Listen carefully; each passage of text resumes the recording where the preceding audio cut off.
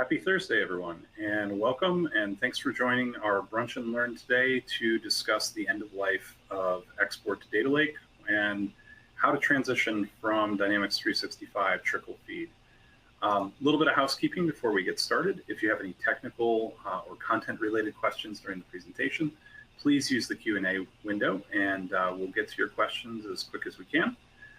Closed captioning is available by selecting the CC button in the bottom right-hand corner of the media player. You can expand, minimize, and move each of the window panes around your display if needed. And this presentation is being recorded, and we will be sending out a link to all registrants after the webinar. So with that, quick introduction. I'm Chris Samulski, the Vice President of Data Engineering and Analytics here within our Microsoft Business Unit here at Argonaut. And I have the pleasure today to chat with you about what our recommendations are for how you can accommodate the end of life of Export to Data Lake. We've got a pretty concise agenda today, but a lot of content to cover. So we'll talk about an overview of the upcoming deprecation event, some roadmap items, and then we'll leave plenty of time for open Q&A at the end here. So let's dive right into the deprecation event. As many of you know, there were previously two main integration options for Dynamics 365 Finance and Operations to integrate data into a larger analytical system. The first of which is BYOD. This leveraged data entities and the data management framework to create a project that would push data on a set frequency out to an Azure SQL database. And then later came Export to Data Lake. As currently, there is not an announced date for the deprecation of BYOD or bring your own database. But what we've been hearing from indications from the Microsoft product team is that it is on the roadmap. So I think it's an important understanding to see where Microsoft's roadmap is going, specifically with Synapse and with Fabric, and where these integrations are going forward. The current Export to Data Lake sees a bit of a change from the BYOD fashion, right? It allows us to capture tables as opposed to data entities, and brings that into a more modern, more flexible solution with Azure Synapse Analytics.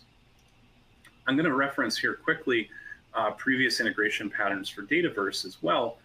Many of you probably also have D365 CE or Power Platform. And you may already be familiar with terms like Synapse Link. There is a classic version of Synapse Link, which was leveraged to export data previously out of Dataverse, bring those tables into Azure Data Lake as CSVs again, and then make them presentable through the Azure Synapse Analytics platform. This is not going to be deprecated, but I think there's high value in adopting the integration patterns that Microsoft's pushing to go forward, not only from a performance and predictability standpoint, but also to ease the amount of data operations or integrations that need to be managed. Let's talk about the roadmap to deprecation. We're here in August and September. Many of you have probably already started to receive notifications from Microsoft notifying you of the impending deprecation event. Microsoft has noted that they are going to allow exceptions, but from the guidance that we have received from the Microsoft product team, that evidence that they're looking for is that you've already begun the transition process to either Link to Fabric or Synapse Link for Dataverse, and they're going to want to know what the business impact is and what your timeline to move off of the Export to Data Lake is. As it's expected today, that deprecation date is effectively November 1st of 2024, and they will begin the decommissioning process of the resources that are used to run that trickle feed beginning in the first quarter of 2025. So going forward, all of our data integrations for the business application suite, whether that be Dynamics 365, Finance and Operations, or Sales, Marketing, Customer Service, and especially Power Platform, are now all going to leverage Dataverse. Dataverse is going to be our one-stop shop for enterprise-grade data integrations. It gives us an ability to easily manage this data and how we're going to integrate it into other solutions.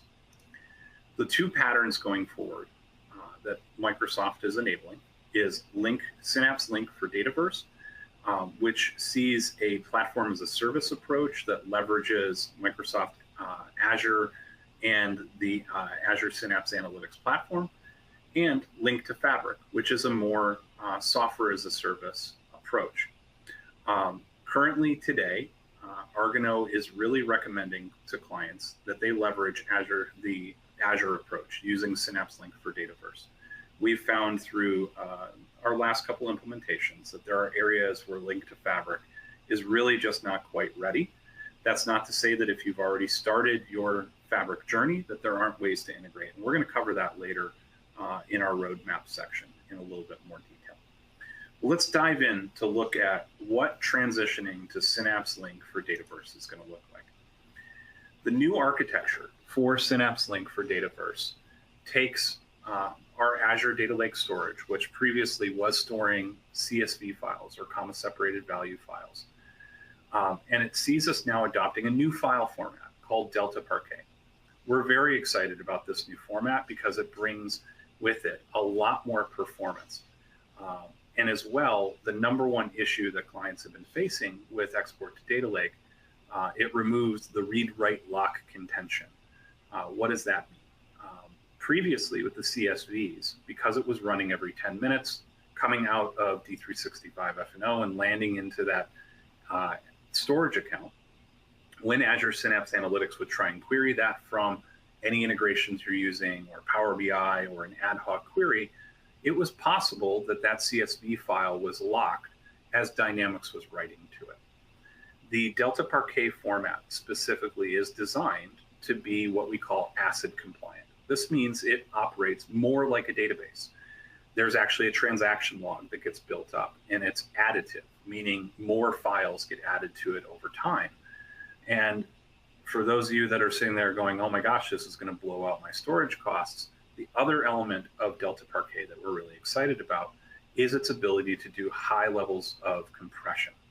This file format has been kind of the go-to standard within kind of the modern data analytics approach, especially within the Synapse world and in with Fabric. This is a native format that allows for higher compression, higher query performance, and most desirably, less locking and blocking so that you have a more predictable integration as you're interfacing with that data that's stored inside Data Lake. As we look at this architecture, though, I think there are some kind of important callouts that are going to need to be accommodated for within your overall conversion or solution if you've already adopted export to Data Lake. Namely, that today, many of you are integrated directly into an Azure Synapse database that really truly models the AX database that drives the Dynamics 365 Finance and Operations ERP system. It's familiar, especially if many of you have come from AX 2012. You're going to have your dir party table and your cus table and all of those base tables that we really wanted access to. Today, many of you have probably created custom views to be able to drive your reports. And those were created most likely directly inside that AX database. Going forward, that Synapse Link for Dataverse Lake database will not be able to be edited. What this means is that you will need to create a new database. And we've labeled it here within our chart as our data warehouse. That could be a Synapse serverless SQL database. That could be a different type of integration, like a dedicated pool. Our ADI, or Argano Data Insights Accelerator, actually leverages this exact same pattern to create a custom view layer that structures that data coming out of Synapse Link into a more usable fashion. We highly recommend the adoption of this approach because it gives a more predictable integration, and more importantly, it gives us a refactor point. By adopting that modular design, taking all of these different components and cutting up them into smaller pieces, as this roadmap inevitably evolves, it will be easier to account for that level of change. So all of that is a nice long way of saying there is going to have to be some work, some level of refactoring, most likely, for you to replumb your Power BI reports and to ultimately get your data integrations up and working once you've transitioned.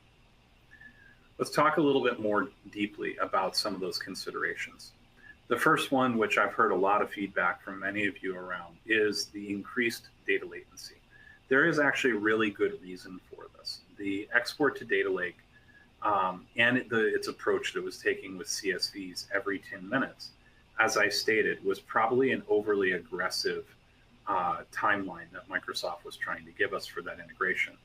What it saw was often, as you were attempting to read from a file, it was already being written to because of the poor query performance that we would get out of those CSV files. With Synapse Link for Dataverse, we can now configure that integration down to every 15 minutes, but by default, it's set to once an hour. So now we can create a predictable window for the level of data latency coming out of that system to drive those interactions. There's also a new component in this that creates those Delta Parquet files that I mentioned. This is called a Spark pool. That Spark pool is what converts the data coming out of the ERP system and lands that into our Synapse environment. That is going to drive some additional cost.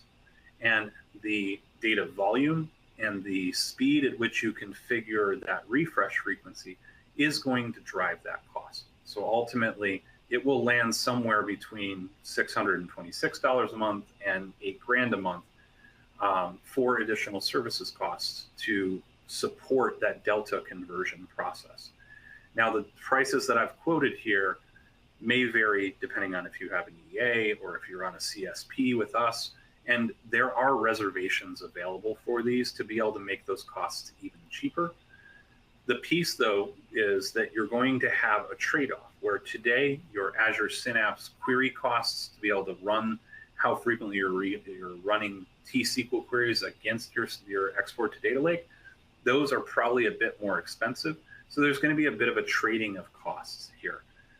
Because of the increased storage compression, because of the increased performance on the query side, we are expecting that your existing costs for your Synapse solution to actually go down a little bit. The goal here will be to try and balance those the best that you can within your budget while still meeting your end customers' expectations for data latency. There are a couple other things as you're working to refactor your integrations that are important to take into account. The new Synapse Link for Dataverse database that we have received currently is case sensitive. What this means is it's not necessarily just the case sensitivity within the actual fields of data, but also the field names. This is something that will need to be accommodated for, so that if you've written SQL statements or you've created custom views, you're going to need to account for that case sensitivity and the collation difference. As well, I already mentioned that inside that Synapse Link DB, you cannot create custom objects. So you're going to need to create a new database and repoint all of your integrations, reports, other elements to that new database for that new connection string. And as well, because this Delta Parquet format is now working transactionally, we now have to accommodate for this concept of soft deletes. Every single table inside the Synapse Link DB that's coming out has a is_deleted field. If that field is null, then that record is the latest record. If there is a value inside that field, then that record is deleted and should be excluded from any of your queries. As well, there is currently no native monitoring for this integration inside the Dataverse platform. And that's where we're going to be managing it. That's where we're going to be putting our configurations in place to select which tables are going to come out and whatnot. The reason why this monitoring is not native there yet is because it's expected that there should be a strategy to build this into your overall data operations monitoring solution, and it can be developed within the platform. Ultimately, I'm here to reassure all of you that Argonaut is here to help you with this journey. We know that this is, going to impact many of your businesses. A lot of you are on different points of the journey of starting that conversion. And ultimately, there are a lot of different challenges that need to be accommodated within this. I can tell you that we have converted many of our clients already, and we have a lot of lessons learned that we look forward to sharing with you on this. I'm going to move on to some of the roadmap items and some of the key things that have kind of evolved over the last few months within the Synapse Link for Dataverse implementation. There are some pretty critical pieces that are coming in the next month. Currently, you cannot select tables that have fields or table names that are longer than 100 characters. This is going to be corrected fairly soon. And I think the one that all of us are looking forward to the most is an ability to select more than 1,000 tables within a single profile for how we configure tables to be exported into that lake database that I had referenced. Currently, you have to set up multiple profiles to be able to do this. And this is really, we feel, the main thing that's holding back the link to Fabric integration. As currently today, you cannot deselect the default entities that come out as part of Dataverse. So if you're not leveraging, for example, the D365 sales workload, those tables are going to come out and into your link to Fabric workspace, even if you aren't leveraging them. And it just creates a lot of noise, and it creates a bit of a management nightmare today. We have heard from Melinda and from the product team that this is on the short list to be corrected within September. As well, currently today, if you're in a dev environment or if you're in a tier 2 environment and you're working on your conversion event and you do a D365 update that requires a database restore, you currently have to fully reset up that integration for Synapse Link for Dataverse. That is the next big kind of milestone piece that we're all looking forward to coming within September, is having the overall Synapse Link for Dataverse environment respond to system lifecycle events like a database restore. There has been a lot of progress made in the last couple of weeks, and I think that's an important thing to know here, is that Microsoft has a lot of resources that are working on this. Argano is a part of a group that meets twice weekly with Microsoft to talk through these issues and get our lessons learned back into the Microsoft product team. Some of the areas that have been fixed recently is the service's ability to scale up faster, an ability to select multiple tables within the Synapse Link for Dataverse configuration environment and copy and paste, so that you don't have to remember every single time which tables you've selected for your integration. That can now be saved and pasted into the solution. And then as well, there's been impact on the D365 environment. And one of the big moves that they've taken is they have redacted the var binary fields that drive attachments. So if you think about things like invoice documents and all of that, which are stored into the database, those fields still come out, but they're not accessible. They're basically been nulled out so that we don't have to try and export the document alongside that data. For large tables, especially those of you that are on commerce, there's been a lot of work recently done to ensure that the Delta conversion process and the initialization of those tables into the data lake, record table or tables that have more than 2 million rows, there have been a lot of improvements around that, but they do require you to accept these cumulative updates that I've referenced, and we're going to get a list of all of these cumulative updates out to you as part of the recording being made available, so that if you don't have these cumulative updates applied to your environment, you can go ahead and get those moving. And overall, we've just seen a faster Delta conversion process as we've gone through this, and they're continuing to invest in the performance in that area.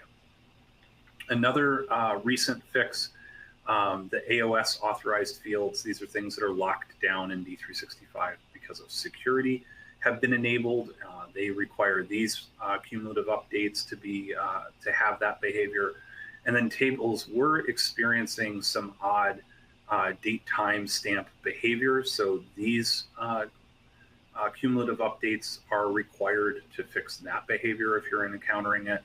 And I think the one that has impacted us the largest, and I can speak to this as a user of Synapse Link and for Dataverse as well. As many of you know, Argonaut runs Dynamics 365 as its core finance and operations and financial accounting system for our projects.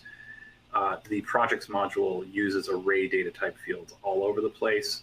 So these platform updates are required to get things like the sort fields that are on the project table to be able to get those elements out. So again, a lot of pieces that need to be patched to get up to really what the latest version is. You heard me mention previously that we are not currently recommending Link to Fabric out the gate. I really personally consider this in public preview, and it's due to just some of the integration challenges that we've seen and some of the different performance issues that we've been seeing. Our recommended approach today, if you have already started your journey into Fabric, is to stand up Synapse Link for Dataverse and create a shortcut to that Azure Data Lake storage account to facilitate your Bronze Zone Lakehouse within your Fabric architecture. From there, if you're building a data lakehouse, you can take that and build notebooks off of that, build it, go through your medallion architecture into Silver, into Gold, to drive your Power BI reports the way that, that Fabric is intended to work. Again, referencing that idea of modular design, this gives us now one refactor point so that when the Microsoft roadmap catches up to it being a little bit more mature for Link to Fabric, you can stand up that Link to Fabric configuration, eliminate the shortcut, and simply repoint your notebooks to that new Bronze Zone Lakehouse that you'll configure that will drive that Link to Fabric. I recognize we've covered a lot of stuff, and ultimately, much of this is very technical. To that end, I wanted to make you all aware of some offerings that we have that can help you with this journey. The first of which is we do have an offering around helping you migrate your workloads from Export to Data Lake to Synapse Link. Depending on your complexity and depending on how many integration points you have, we can affect this very efficiently over a 2 to 4 week period. And depending on the size and scale of your current integrations and how well adapted to that modular design principle you are, we can get this done very cost effectively.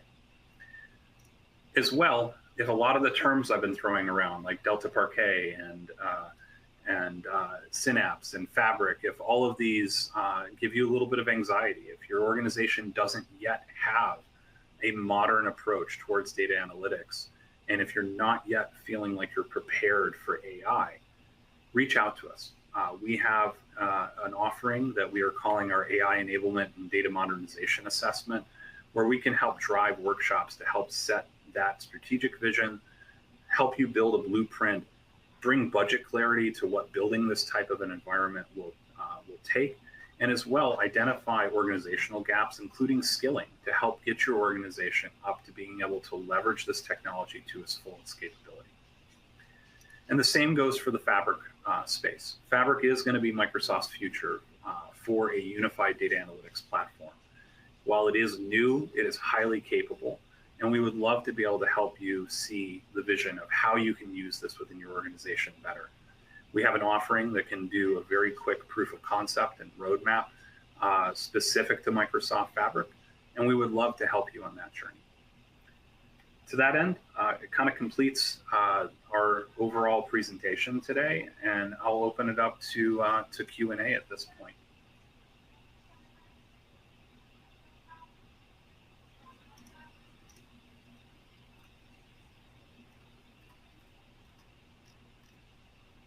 See if we've got anything coming in from the chat.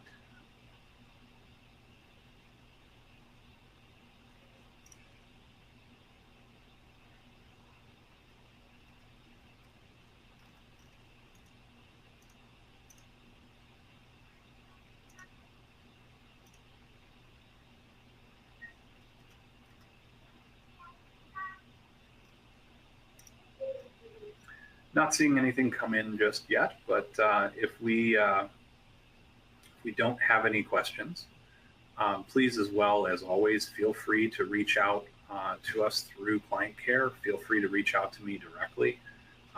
We're very eager to help you address this upcoming deprecation event, and as well make sure that you can take advantage of the platform to its fullest capability. If I don't see any other questions come in kind of the next 2 minutes here, I think we'll adjourn for the day. And I thank you for your time. I thank you for your attention. And I hope you all have a wonderful long weekend if you're here in the United States.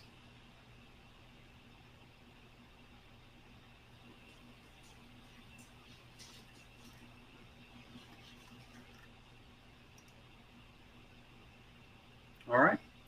With that, I think we'll conclude our webinar today. Thank you so much. I hope you have a great weekend. Take care.